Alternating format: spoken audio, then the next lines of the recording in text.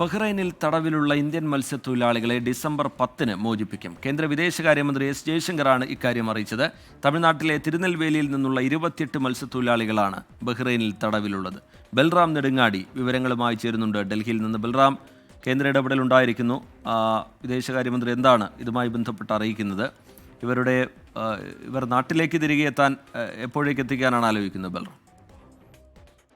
റിജിത്ത്, കഴിഞ്ഞ സെപ്റ്റംബർ 11-നാണ് ബഹ്റൈന്റെ സമുദ്രാതിർത്തി മുറിച്ചു കടന്നതിന്റെ പേരിൽ ഇവരെ ബഹ്റൈൻ കോസ്റ്റ് ഗാർഡ് 28 മത്സ്യത്തൊഴിലാളികളെ കസ്റ്റഡിയിലെടുക്കുന്നത്.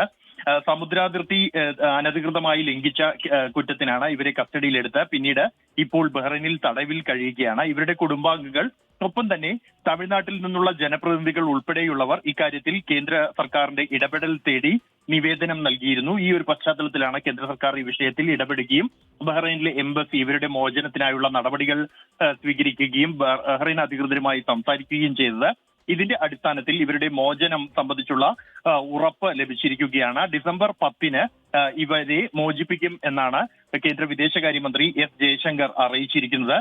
ഇവരുമായി ബഹ്റൈനിലെ ഇന്ത്യൻ എംബസി നിരന്തരമായി സമ്പർക്കം പുലർത്തുന്നുണ്ട് എന്നും ഇവർക്ക് സാധ്യമായ എല്ലാ സഹായങ്ങളും നൽകുമെന്നും ഇവരെ നാട്ടിൽ തിരികെ എത്തിക്കാനുള്ള നടപടികളും കേന്ദ്ര സർക്കാർ തന്നെ നിർവഹിക്കുമെന്നുമാണ് കേന്ദ്ര വിദേശകാര്യമന്ത്രി എസ് ജയശങ്കർ അറിയിച്ചിരിക്കുന്നത്. തമിഴ്നാട്ടിലെ തിരുനെൽവേലിയിൽ നിന്നുള്ള മത്സ്യബന്ധന തൊഴിലാളികളാണ് ഇത്തരത്തിൽ ബഹ്റൈനിൽ തടവിൽ ഉള്ളത്.